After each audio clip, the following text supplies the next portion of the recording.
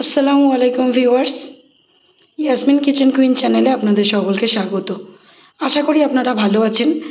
আজকের আমার রেসিপি হলো কাশ্মীরি আলুর দম, যেটা স্বাদে খেতে খুব অপূর্ব হয়।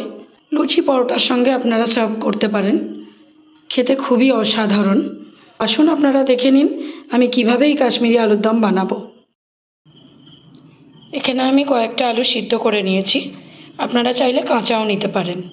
মশলার মধ্যে আমি যেগুলো ব্যবহার করব সেগুলি হলো পেঁয়াজ বাটা, আদা রসুন বাটা, এটা 2 রকম বাদাম আমি বেটে নিয়েছি, আমন্ড আর কাজু।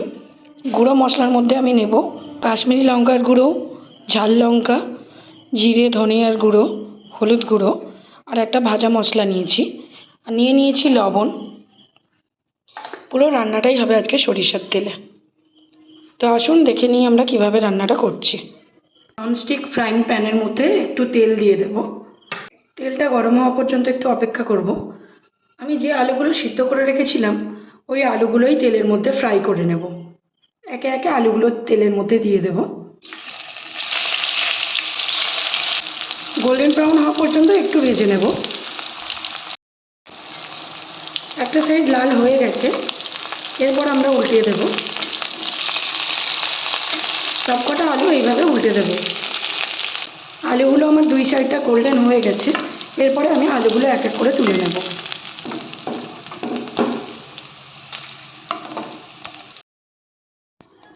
দেখুন আলুগুলো ফ্রাই করার পর ঠিক এইরকম কালার এসেছে। কড়াইতে যে তেলটা আছে তার মধ্যে আরও কিছুটা তেল ঢেলে নেব। তেলটা একটু গরম হতে দিলাম।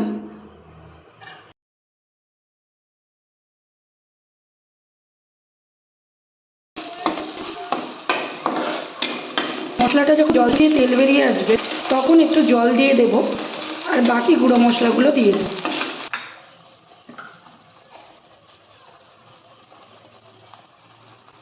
প্রথমত একটু লবণ দিয়ে দেব। বাকি পুরো যে গুঁড়ো মশলাটা আছে যেগুলো আমি ব্যবহার করব সেগুলো সব একসাথে দিয়ে দিলাম।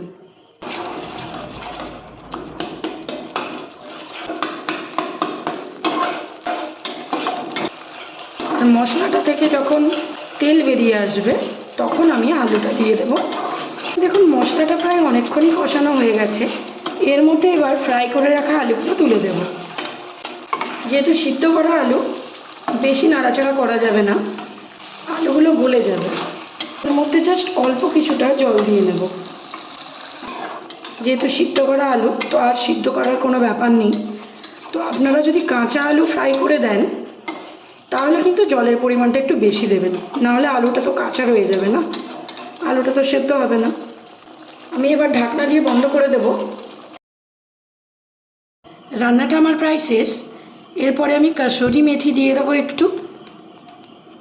কাসুরি মেথি দিয়ে সামান্য কয়েক সেকেন্ড ফুটিয়ে নেব। রান্নাটা আমার প্রায় শেষ। এরপরে নামিয়ে নেব, তার আগে আমি একটু কাসুরি মেথি দিয়ে দেব।